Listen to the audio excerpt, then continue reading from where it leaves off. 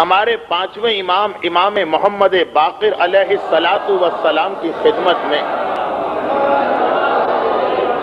پانچویں امام کی خدمت میں ایک سوال کیا کہ مولا وہ جو آپ بتاتے ہیں کہ ملک الموت اتنی تکلیف کے ساتھ مومن کی روح کو نکالتا ہے، وہ تکلیف کیا ہے وہ تو بعد میں آئے گی، تو مولا کیا اس تکلیف سے بچنے کا کوئی طریقہ ہے یا نہیں؟ کوئی ایسا طریقہ ہے کہ ملک الموت جب ہماری روح نکالنے آئے تو ہمیں تکلیف نہ ہونے پائے، فوراً ہماری روح کو نکال لے؟ اچھا، اب سوال کرنے والا سوال کر رہا ہے، امام کے پاس جو دوسرے لوگ بیٹھے انہوں نے دل میں سوچا کہ اس نے کیسا بے وقوفی کا سوال کیا ہے، بھلا یہ کیسے ممکن ہے؟ مگر امام معصوم نے ایک ایسا جواب دیا کہ سب حیران ہو گئے۔ میرا مولا کہتا ہے بہت آسان ہے، ملک الموت سے دوستی پیدا کر لو۔ جو ملک الموت کا دوست ہو جاتا،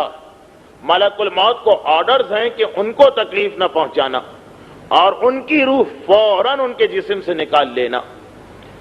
سوال کرنے والا اور حیران ہو گئے، مولا یہ تو آپ نے ایک ناممکن امپاسبل بات بتا دی، ملک الموت سے دوستی کوئی اتنی آسان بات تو نہیں ہے، دوستی کے لیے کم سے کم اس سے ملاقات کرنا ہوگی، اس سے ایک ہی دفعہ تو زندگی میں ملاقات ہوتی اور وہی وقت اتنا خطرناک ہوتا کہ دوستی کا خیال کس کے دل میں آئے؟ تو امام معصوم نے جواب دیا، کہا کہ کیا تمہیں نہیں معلوم کہ ملک الموت کی دو ڈیوٹیز ہیں، دو ذمہ داریاں ہیں۔ ایک ذمہ داری تو یہ ہے کہ وہ انسانوں کی روح نکالے، جو ہم میں سے ہر ایک کو معلوم ہے، لیکن ملک الموت کی ایک ذمہ داری اور ہے کہ جب بھی دنیا کے کسی حصے میں کسی واجب نماز کا وقت آتا تو ملک الموت یہ دیکھتا کہ کون مومن ایسا جو اول وقت میں مصلی پہ جا کے کھڑا ہو جاتا، اور جس مومن کو ملک الموت 40 مرتبہ یعنی 40 مسلسل نمازیں جس میں بیچ میں کوئی گیپ نہ آنے پائے، کوئی بریک نہ پڑنے پائے، جس مومن کو ملک الموت 40 مرتبہ مسلسل اول وقت میں مصلی پہ دیکھ لیتا، ملک الموت خود بخود اسے اپنا دوست بنا لیتا۔ اب اس آدمی کو نہیں پتا، اس مومن کو نہیں معلوم، لیکن ملک الموت کے لیے خدا نے لازم کیا، اور جب ملک الموت اس کو دوست بنا لیتا تو جب اس کی روح نکالنے کے لیے آتا تو بہت ہی آرام کے ساتھ، بہت ہی تیزی کے ساتھ، بغیر کسی تکلیف کے، بغیر کسی ڈیلے کے اس کی روح نکالتا۔ جب پانچویں امام نے جو ملک الموت کی ڈیوٹی بتائی، یہی جواب معراج کی رات ملک الموت پیغمبر کو دے رہا کہ اللہ کے رسول،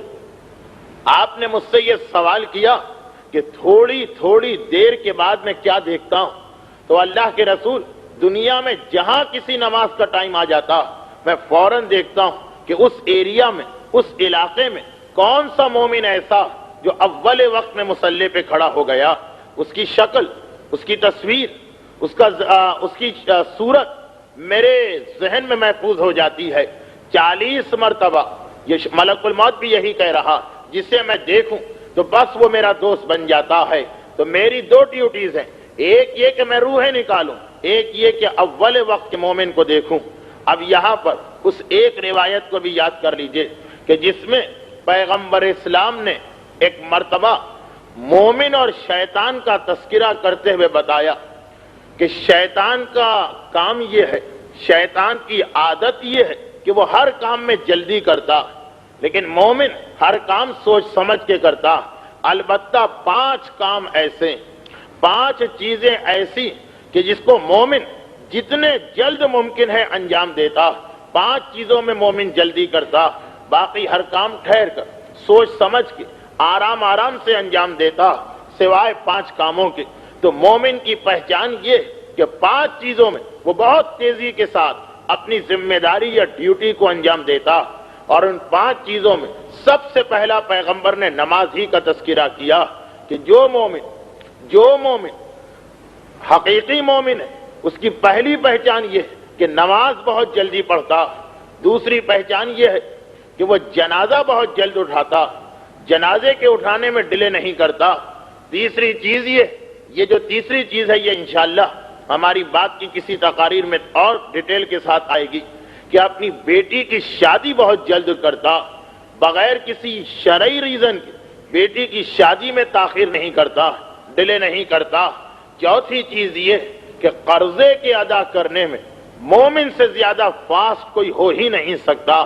اور پانچویں چیز یہ کہ جب وعدہ کر لے تو وعدے کو پورا کرنے میں مومن سے زیادہ جلدی کوئی نہیں کرے گا۔ مومن کی پہچان یہ کہ نماز میں، جنازہ اٹھانے میں، بیٹی کی شادی میں، قرضہ ادا کرنے میں اور اپنے وعدے کو پورا کرنے میں مومن تیز ہوتا۔ اور انہی 5 مقامات پر جو شیطان ہے وہ بہت ہی سلو ہوتا، بہت ہی دیر کرتا۔ کوشش یہ ہوتی ہے کہ ان چیزوں سے جان بچ جائے۔